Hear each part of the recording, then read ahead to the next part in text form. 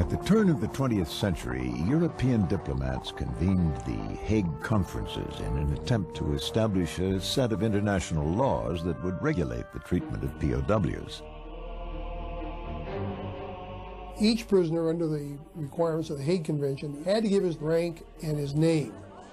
The holding power was required to treat the prisoner humanely, and there were some other requirements too, that he had to receive mail and he had to be paid as an enlisted man.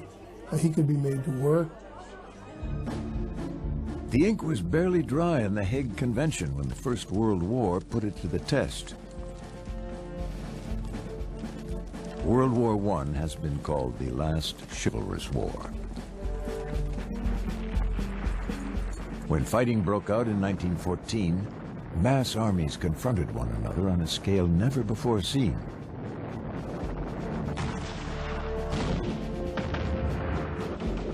But on the battlefield, individuals still fought one another in hand-to-hand combat.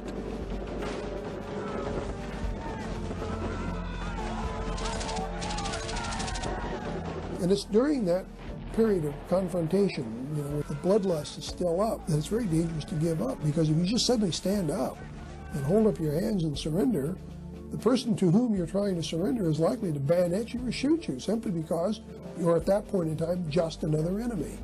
Now, if there's some distance between you so that they can see you at a distance and not get at you right away and motion you to come toward them, then you have a better chance of survival. The ordeal of being taken captive is one of the most difficult experiences a soldier can endure. It is a moment in time when a man realizes that his fate is no longer in his own hands. You're faced with a world of uncertainty. You don't know whether you're going to be executed. You don't know whether you're going to be put on a long march where you may die from causes over which you have no control at all. So you walk into a world of darkness, in a sense, and that's scary. Quite understandably, you're in shock. One moment you're a free agent, and the next moment you no longer are. Often you're wounded, almost always exhausted, and quite often hungry as well. And so you're very disoriented. He's at his most vulnerable at that time. If you want to interrogate him and get information, that's when you do it. The Great War soon flared into the world's first industrialized war. Advancements in technology enabled the warring nations to take more prisoners. Suddenly, the warring powers found themselves saddled with a new set of problems. Back in Germany, tens of thousands of Allied soldiers were held captive, but there was no systematic program in place for handling them. Their makeshift camps lacked food and adequate housing. Almost immediately, a typhoid epidemic killed thousands. In many instances, a prisoner's chance of survival depended upon his nationality. It wasn't that the Germans necessarily mistreated people, deliberately. It was rather that some groups, the Russians and the Serbs, for example, had no national organizations set up to provide them with relief like we did. The International Red Cross, established in Switzerland 50 years earlier, proved to be a life-saving organization that rescued tens of thousands of soldiers from starvation. As a neutral party, the Red Cross acted as a go-between, crossing the battle line to deliver food packages from countries on both sides to their prisoners of war. It was tough to feed all these guys. So the Swiss would take all this stuff, and they would put it on trains, and they would take it around, or trucks or whatever, and they were all with Red Crosses on them, and they would deliver this stuff to all these Stalags. And you ought to see what was in a World War I Red Cross parcel. I mean, canned salmon, and unbelievable. Despite the assistance from the Red Cross, Allied prisoners led a precarious existence. The German General Staff was not the first to realize that POWs were worth more alive than dead.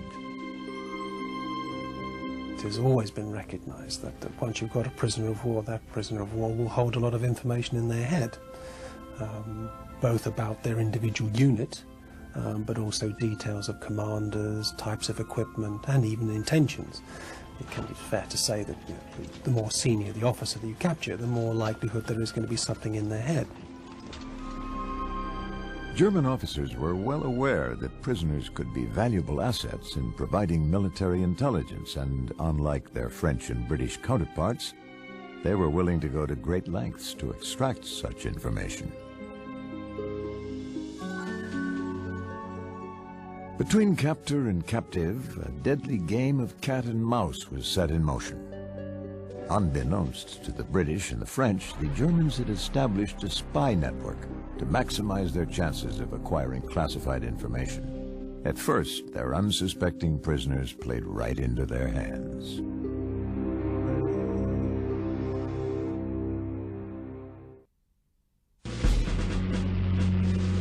With advances in aviation technology, World War I became the first conflict in which airplanes and pilots played a significant role. Advances in air defense, however, assured there would be many shootdowns.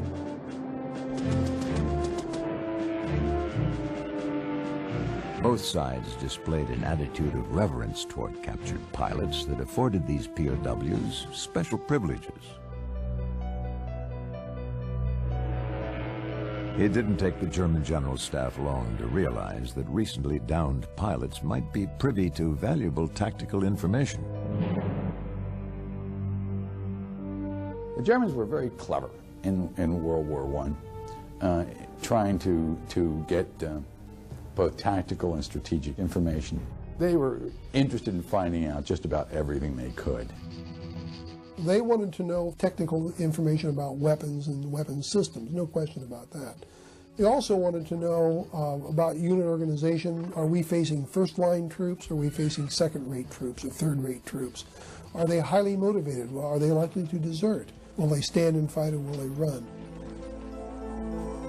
Although German intelligence officers had little experience in spycraft, they proved to be quick studies in the art of interrogation. How do you interrogate somebody? You gain their trust. You solicit their support by expressing sympathy for their situation. Make them believe that talking to you will help them somehow.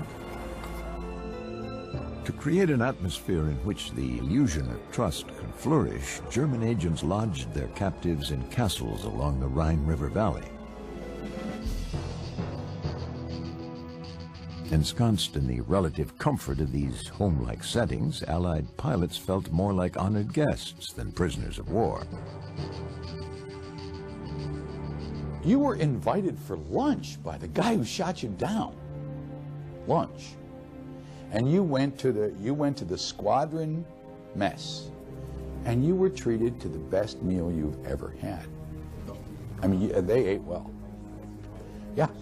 And they would say, we wanted to honor you because, you know, you are an enemy pilot, but yet you are one of us.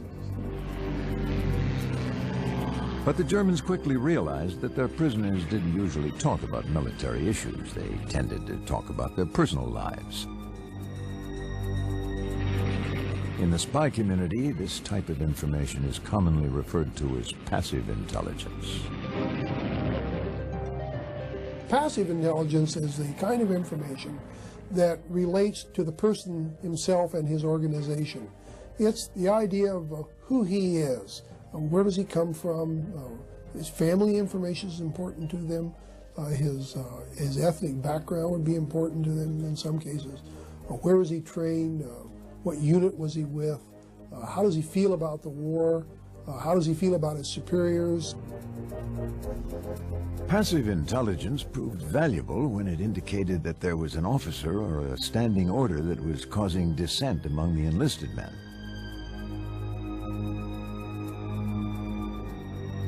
The German captors rarely missed an opportunity to capitalize on details that could gain them a tactical advantage on the battlefield. To maximize their chances of acquiring intelligence, the Germans put POWs in rooms with others who had similar ranks and backgrounds. There, the captives felt a sense of camaraderie and privacy. They would put these people together hoping they would talk. And they did talk. And the Germans would listen in. And they would talk about all kinds of things. So cunning was this technique that many of the men never realized they were divulging valuable information while the enemy was eavesdropping. Now, interestingly, in their memoirs after the war, all of these guys who went through this, I didn't give them the time of day. Fact is, they did give them the time of day. These men were trained to elicit that kind of information. They got it. The spy network turned out to be so effective that German agents eventually commandeered a small hotel in Karlsruhe near the Black Forest. Realizing that it was more efficient to eavesdrop using the new technology of voice recorders, they rigged the hotel with hidden microphones. While the rooms still resembled those of a hotel, prisoners could be put under close surveillance, then actually recorded. Some called it Camp Karlsruhe, others called it the Listening Hotel. Those rooms were all bugged. They had microphones in the walls, they had microphones in the chandelier, they had microphones hidden all over the place. And in the lower floor, they had the recording stations, and they had 5 or 6 of these guys set up down there. And they would record this information, and they would listen to it and make notes at the same time. Allied prisoners of war were initially housed in tents behind this building and then taken across the street where the Hotel Karlsruhe stood. Years later, the hotel was torn down. Few people in Karlsruhe had any idea what had gone on inside.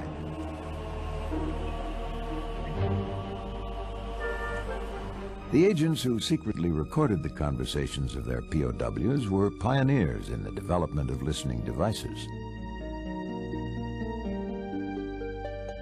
It was the first use of what we would call modern technology to gather intelligence, and it was a well-kept secret. So the last thing the Germans wanted was for someone to find out that this hotel was actually a listening booth, so to speak. For over 2 years, the spy operation went undetected. The POWs had no idea the Germans were spying on them, let alone recording their conversations. Part of their naivete may have stemmed from an upper-class mindset that was particularly pronounced among British officers. And it was considered ungentlemanly to eavesdrop on an officer. Gentlemen didn't listen to other gentlemen's conversations.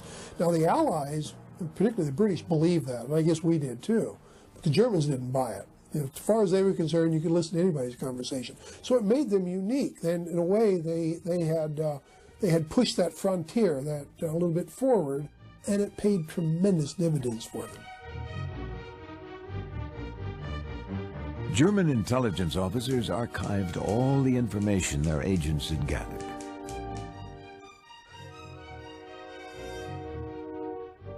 At this central headquarters, they built dossiers on thousands of captured officers. Their spy network worked without a hitch until a few prisoners discovered the microphones. As soon as a POW realized he was being bugged, the Germans transferred him out of the hotel. However, some prisoners managed to tape notes onto the furniture as a warning for those who followed. Soon, POWs were checking to see if bugging equipment was hidden in the rooms. As the war progressed, the subterfuge intensified. In 1917, an American naval officer was taken prisoner. During his captivity, he discovered information so vital that he would risk his life to get this intelligence back to the Allies.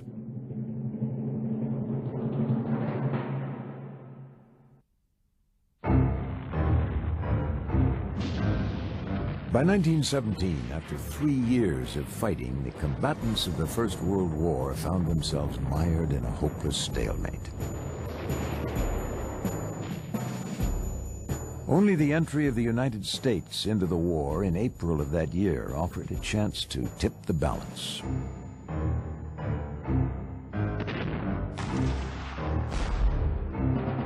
Within 6 months, Germany faced a national crisis. Its civilians were going hungry, and its army was running out of men to fill the ranks.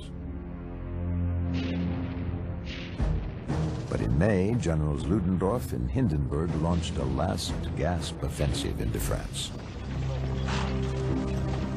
Its initial success exceeded their most optimistic expectations.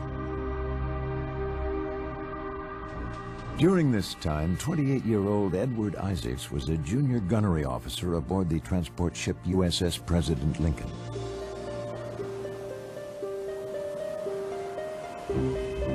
After helping to deliver nearly 5,000 American troops to France, the President Lincoln was returning to the United States when a German U-boat, the U-90, spotted it.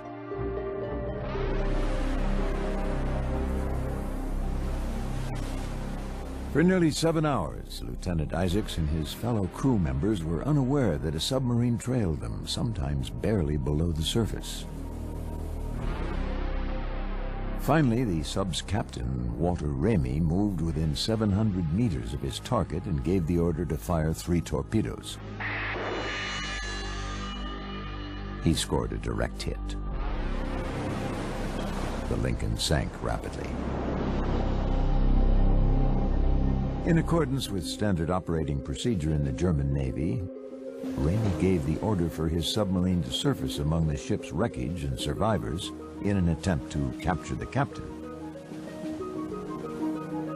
If Ramey couldn't find the captain, he was instructed to take the senior surviving officer. As the submarine moved toward them, the Lincoln's officers shed their hats and jackets. The captain took the tiller of his lifeboat to appear as a common sailor. The only officer left in uniform was Edward Isaacs. So when Captain Lieutenant Ramey comes steaming through the wreckage and looking for, oh, bingo, what does he spot? Here's this guy in his uniform. So he brought Isaacs aboard, and he asked Isaacs what had happened to the captain. He said, if the captain's out here, you tell me, because if I don't get him, I'm taking you back to Germany. At first, Isaacs was surprised by the courtesy showed him by Captain Ramey and his crew. He gratefully accepted Ramey's invitation to dine with him in the officers' wardroom. During his dinner, Isaacs did his best to answer such questions as how many American troops were in Europe and how quickly were they being brought across from the United States. What Captain Ramey didn't know was that the earnest young Edward Isaacs was a master at disguising his emotions. Isaacs made sure to give his captors grossly inflated figures. He told Ramey that the United States had already delivered 2 million men to France, and that the Navy had 75 large transports in service. According to Isaacs, the infusion of American troops had given the Allies renewed strength. This was not what Captain Ramey wanted to hear. What they wanted to hear was like talk of mutiny. Are they having problems? Is there some indication that the solid front is about to crack? What's the weight of the Americans? How highly motivated are they? What are we up against? In fact, Isaacs had heard that the French army was already in a state of mutiny and that the British could not survive through the winter of 1918-1919. But he passed off false information. Knowing his story was still believable, he told Ramey the Allies were well prepared to carry on the fight into 1919. If the Allies are talking about fighting into 1919, that's a pretty good indication to the Germans that these guys plan to stay a lot longer than the Germans think they can stay. See, so this is not good news. Over the next 5 days, Edward Isaacs mingled with the submarine's officers, gathering enough details to confirm his suspicion that there were ways to detect the presence of a submerged enemy submarine.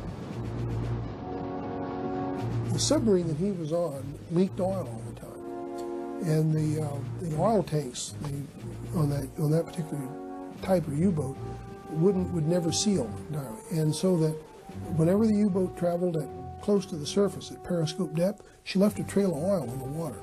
It wasn't too bad for the U-boat in rough water because it would break up the oil, but in calm water, it left an indelible trail where she could be tracked down. Difficult as it is to imagine, Captain Ramey allowed Isaacs to keep his automatic pistol and gave him free run of the boat. Isaacs made good use of his time. Several times a day, he would go into the navigation room and look at Ramey's chart. He studied it carefully. He thought that he had discovered the secret of the route the German U-boats were using to come out of Germany and out into the North Sea and around Scotland and into the Atlantic. Even before the submarine docked, Lieutenant Isaacs made up his mind that he was going to escape and take his intelligence back to Allied headquarters in London. His unmitigated motive was to get this information that he had, or thought he had, back to the Allies. He genuinely believed that he had critically important secret information. He knew something about the Germans and their U-boat operations that nobody else knew.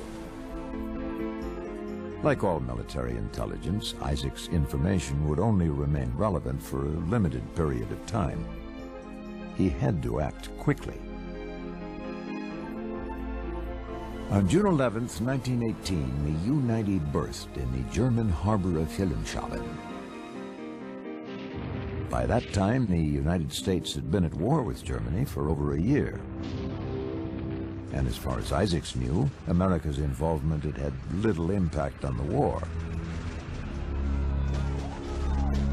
He was unaware that the Americans had recently scored battlefield victories at Belleau Wood and Château Thierry, just 40 miles north of Paris. Edward Isaacs was taken by train to the prison camp at Villingen, close to the Swiss border. Once at Villingen, he focused all his energy on escape. He soon began to hatch a plan with an American combat pilot named Harold Willis.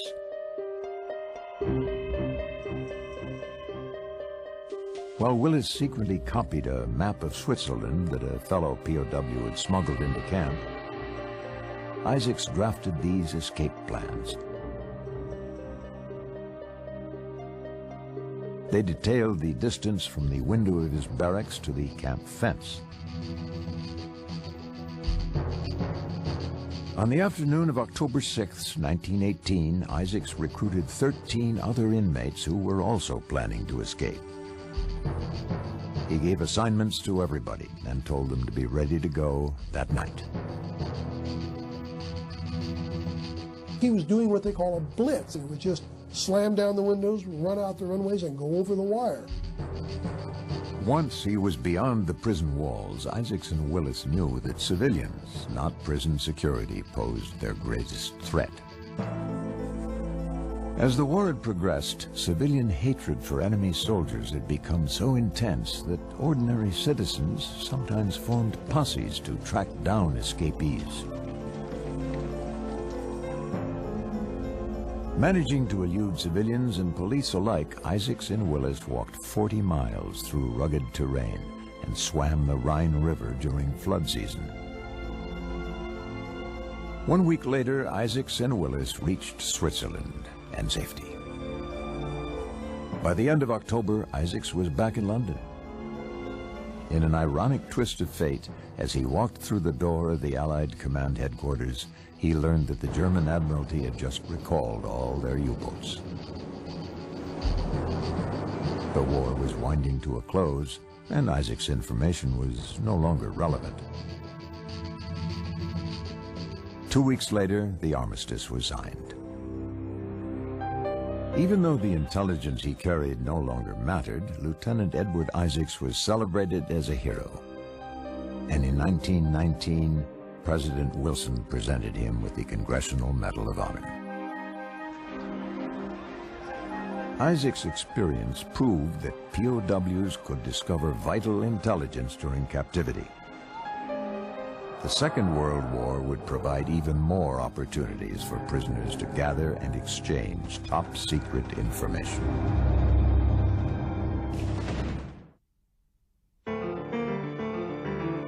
"11 years after the end of the First World War, diplomats from around the world gathered in Geneva to discuss rules of war.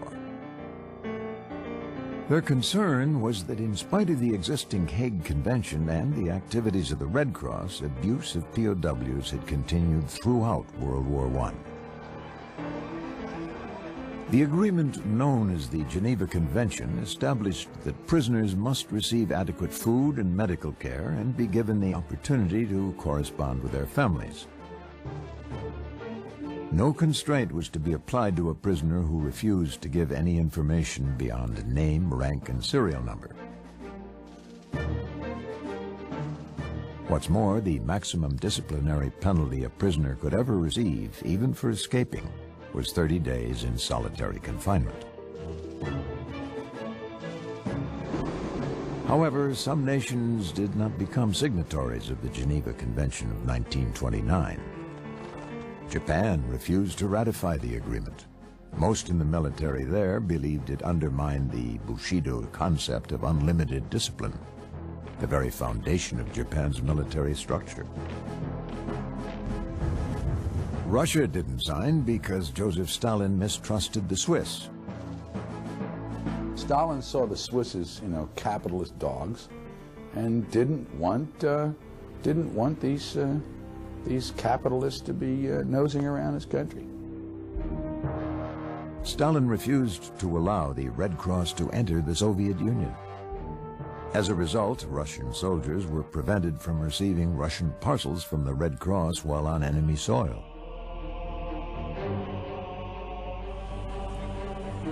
The experience of World War I taught British intelligence chiefs that prisoners of war could be a valuable resource if they could tap into it.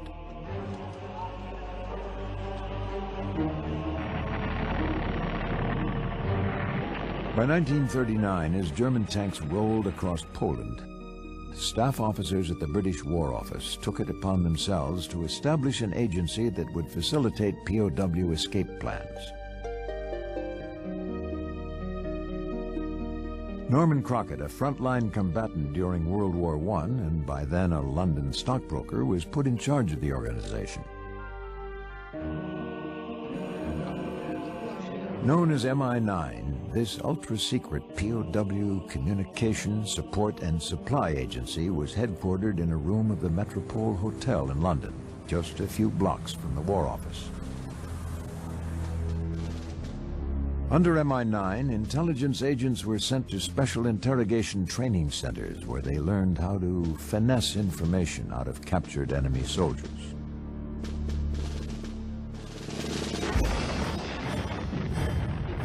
When the Blitzkrieg swept over the Low Countries in the spring of 1940, nearly 2 million French and Belgian soldiers and airmen became prisoners of war. Norman Crockett responded quickly. He believed that MI9's principal aim in the early stages of the war was to instill in the armed services a quality of escape-mindedness. British soldiers were trained to be in a state of constant readiness. If caught in enemy hands, they were to seize the first opportunity to escape.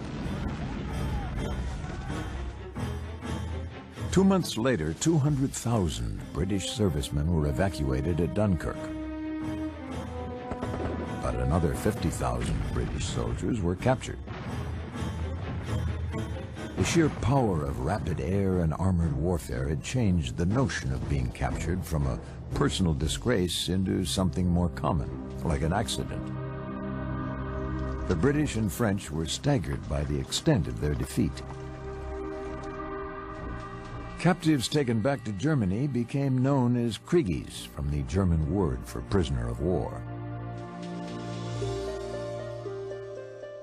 A World War I aviator himself, Reichsmarschall Hermann Göring, ordered that Allied pilots be given somewhat better treatment than others while in captivity. They were passed through holding camps called gulags for questioning. In the beginning, interrogators pressured them for information, but after only 4 months of war, German intelligence agents suggested a change in tactics. By 1940, they were easing up on their interrogation techniques because other Germans were coming back and saying, look, you can get a lot more with honey than you can with vinegar. And so the Durchgangslager, or the Dulag Luft, became more of a battle of wits than a battle of wills. MI9 quickly established a network with agents in each of the 90 permanent compounds. The Allied POWs, known as the Barbed Wire Front, waged war on their captors from within.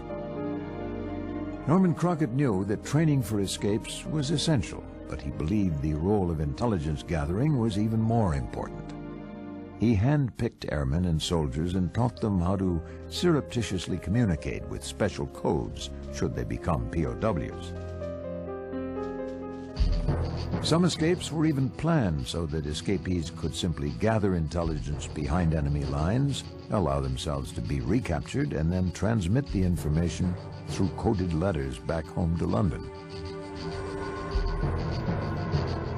The British treated escape as a game.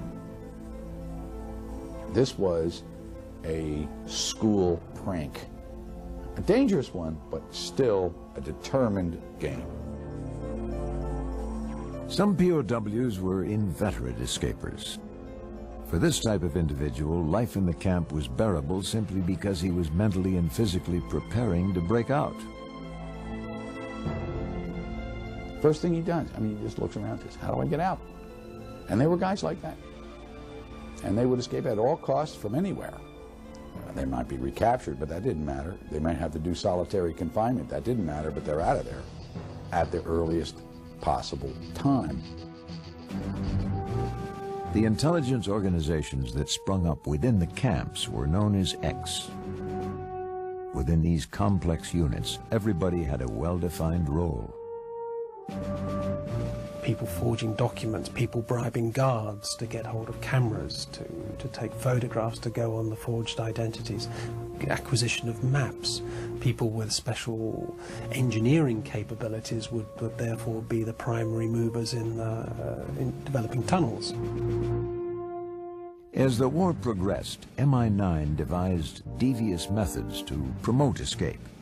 Aid organizations were created to cover the shipment of parcels.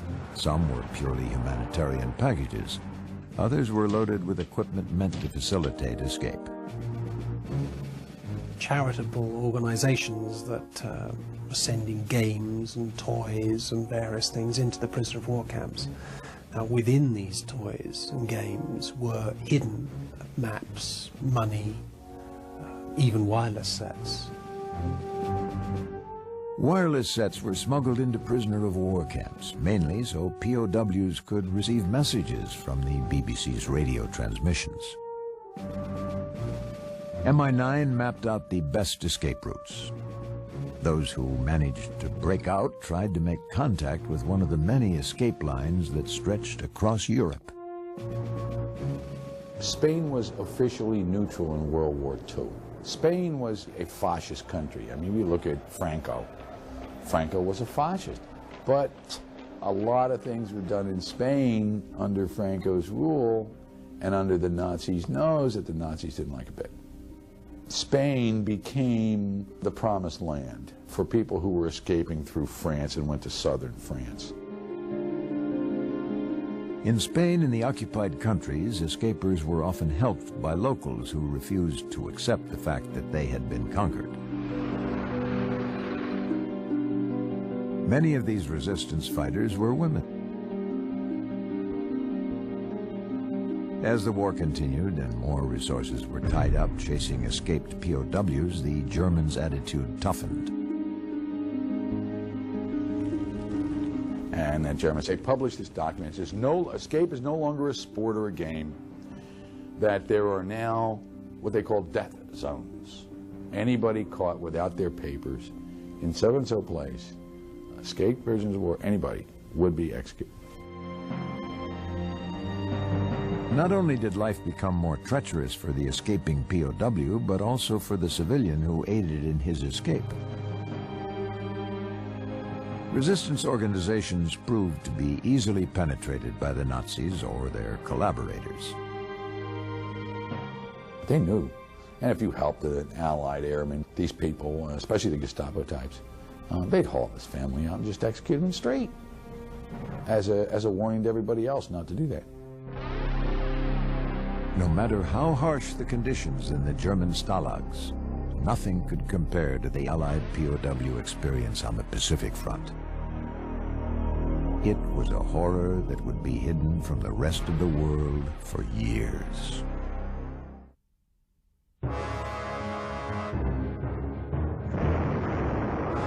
In 1942, the Japanese army transported more than 60,000 captured Allied soldiers to Burma and Thailand to work in the infamous Railway of Death. Nearly half were British, the rest Australian, Dutch, and a small number of Americans. These POWs quickly discovered that the Japanese did not follow the terms of the 1929 Geneva Convention. They wouldn't ratify it because, according to the militarists who ran the place at the time, said that this convention requires us to treat prisoners better than we treat our own soldiers. This convention flies in the face of those values which we hold dear in Japanese, if you will, militant Bushido culture. Bushido was an ancient samurai code that had been resurrected during the 1920s and 30s, when military extremists seized control of the government. Bushido required total obedience to the emperor, all the way down through each level of the imperial army. Authority was unquestioned. An order from an officer was equivalent to an order from the emperor himself. According to the code of Bushido, surrender was a disgrace. Any soldier who lay down his arms was perceived as having dishonored himself and his nation. They just told their soldiers, you will not surrender. You will die before you surrender. Period. End of it.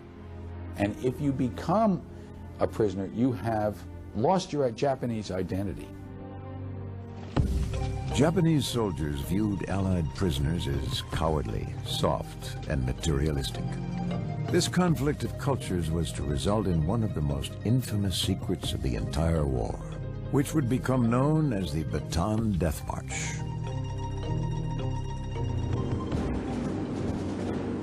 One of the first glimpses that U.S. soldiers got of Bushido came in the spring of 1942.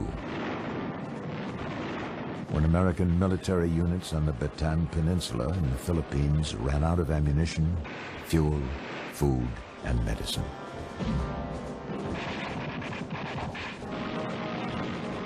As an organized fighting force, they were finished.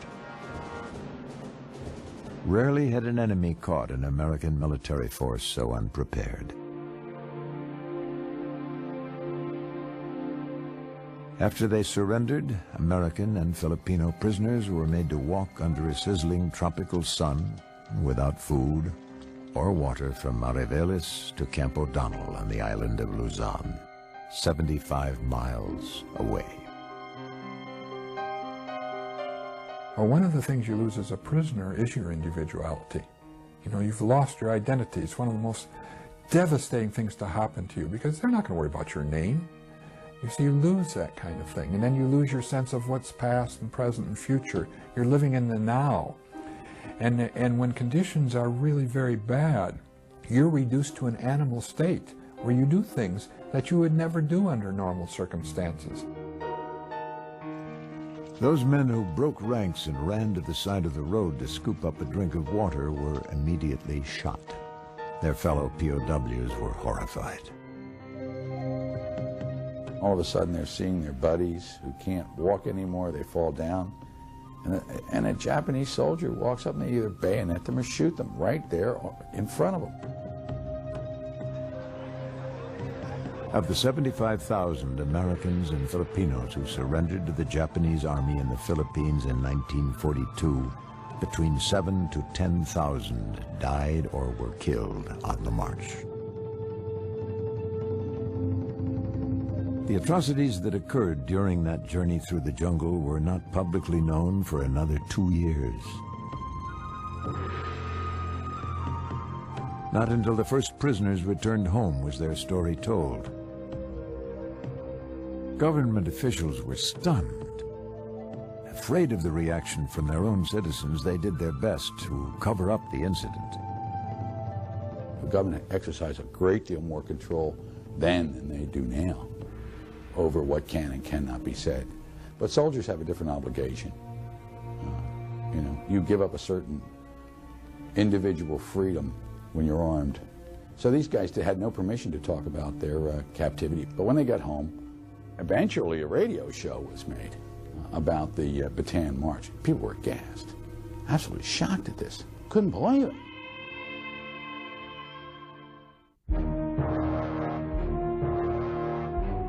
Beginning in 1942, Japanese officials used captured Allied soldiers to make propaganda films and radio broadcasts to further their cause.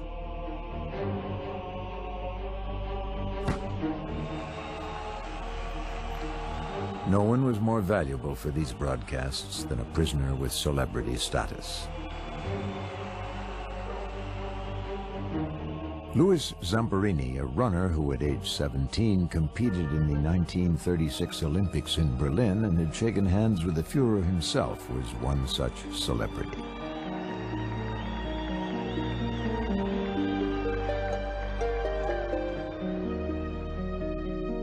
After spending 3 years running track at the University of Southern California, Zamperini joined the Army Air Corps and in 1942 became a bombardier on a B-24.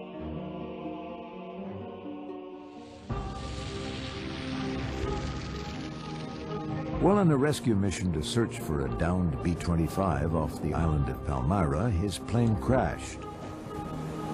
And he and 3 other members of the crew were set adrift in a rubber dinghy for weeks. Not all survived the ordeal. The tail gunner died and was buried at sea. Louis Zamperini and the others drifted for 47 days, only to be captured by a Japanese patrol boat. Zamperini then endured months of torture at the hands of his captors. At one point, a date for his execution was set. They were allowed to use the bayonet anytime they wanted to, or shoot you. Anything you did wrong that displeased them, you could be killed on the spot. So what you thought was one thing, what you did was another. Then Zamperini's captors discovered that he had been an Olympic running star. Suddenly, the POW Zamperini was more valuable alive than dead.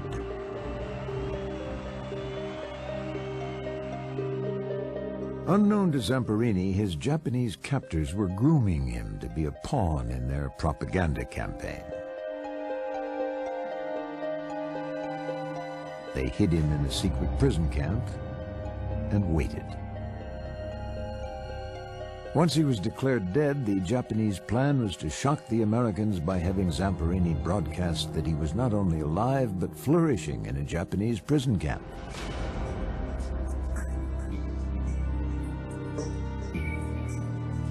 Zamperini agreed to make one broadcast if he could write and deliver it in his own words, not the ones scripted for him by the Japanese.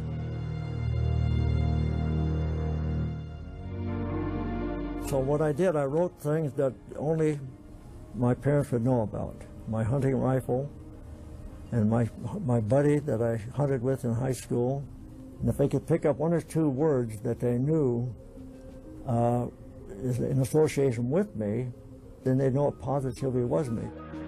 There was such heavy static during the radio broadcast that Lou Zamperini's voice was nearly obliterated. This will be the first time in 2½ years that you will have heard my voice U.S. government officials doubted whether the recording had really been made by Zamperini, but his mother was sure that she'd been listening to the voice of her son. Even so, the government called my mother and said, let's face it, your son is dead, give him up as we have. The Japanese wanted Zamperini to continue making broadcasts, following the scripts they had prepared. Japanese officials introduced him to other servicemen who routinely performed on Radio Tokyo. So I met 3 guys, an American and 2 Australians, who were doing the same thing, living in a hotel room, eating in the cafeteria like an American-style food. And when I shook their hands, they couldn't look me in the eye. They looked down, and when they did that, they were sending me a message, you know, don't do it. In exchange for his cooperation, the Japanese offered Louis Zamperini better living conditions. He turned them down. Until his release at the time of Japan's surrender, he was forced to endure multiple beatings. How do you endure it? Well, you want to live. And I think my training as an athlete, as an Olympic runner, every athlete wants to win. They always taught us as an athlete, never quit. You fight right to the finish. The first half of the century witnessed the beginning of modern warfare, and with it, the end of chivalrous behavior. Captors realized they could extract from their prisoners military secrets that might influence the outcome in the battlefield, and they even developed spy technology to capitalize on this. At the same time, POWs rose to the challenge. Some men were willing to go to any lengths to escape and carry vital intelligence back to their own leaders. During World War II, Allied prisoners in Germany carried on the fight behind barbed wire. On the Pacific Front, POWs were subjected to appalling atrocities during captivity. In spite of the brutality, prisoners learned to sharpen their wits and harden their wills in order to survive. Freedom was an ever-present dream of home and family. Since World War II, warring nations have continued to exploit prisoners of war as bargaining chips and propaganda pawns. It is a sad legacy of modern warfare that captors have continued to subject POWs to inhumane treatment, sometimes as punishment and sometimes in the continual quest to learn their secrets.